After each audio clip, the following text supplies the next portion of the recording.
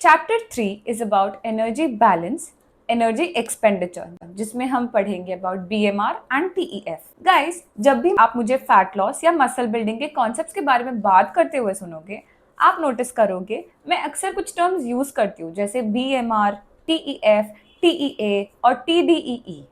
ये सारे टर्म्स हमारे मेटाबॉलिज्म और एक्टिविटी बर्न से रिलेटेड है और मिलकर ये बनाते हैं एनर्जी एक्सपेंडिचर, यानी कैलोरीज आउट। चलिए सबसे पहले स्टार्ट करते हैं पहले कंपोनेंट बीएमआर से, basal metabolic rate, BMR.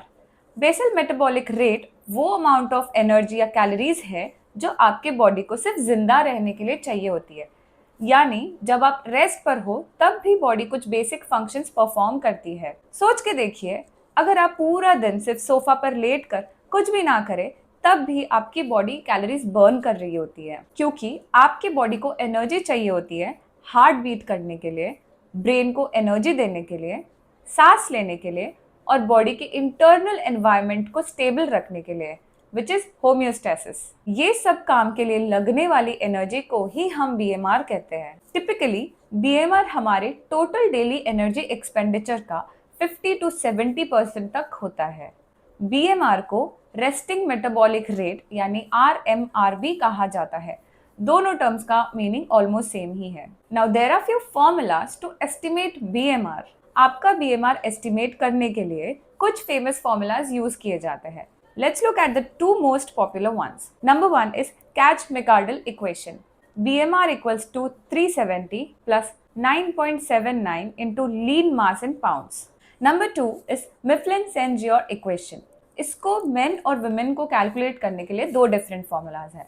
For men, it's BMR equals to 10 into weight in kgs plus 6.25 into height in centimeters minus 5 into age plus 5.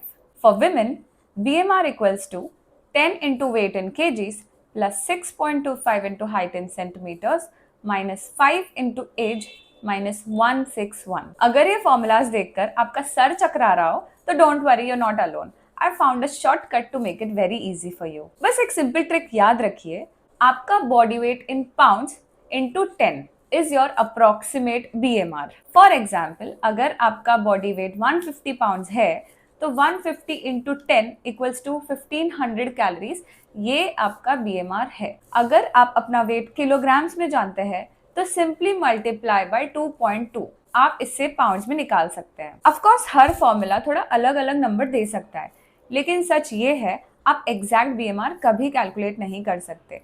So please don't stress on precision, estimates भी काफी है। Will see about thermic effect of food, टीईएफ।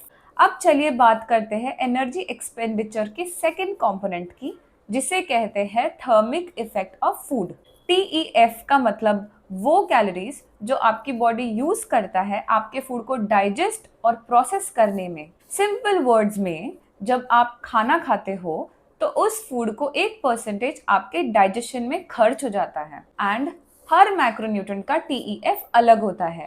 Protein को 20 to 30% calories digest करने में burn होती है, मतलब high protein diet का टीईएफ ज्यादा होता है। कार्बोहाइड्रेट्स को 5 to 10% कैलोरीज डाइजेस्ट करने में बर्न होती है एंड फैट्स को सिर्फ 0 से 3% कैलोरीज डाइजेस्ट करने में बर्न होती है। फॉर एग्जाम्पल, अगर आप 200 कैलोरीज का प्रोटीन खाते हैं तो लगभग 40 कैलोरीज सिर्फ उस प्रोटीन को डाइजेस्ट करने में लग जाती है।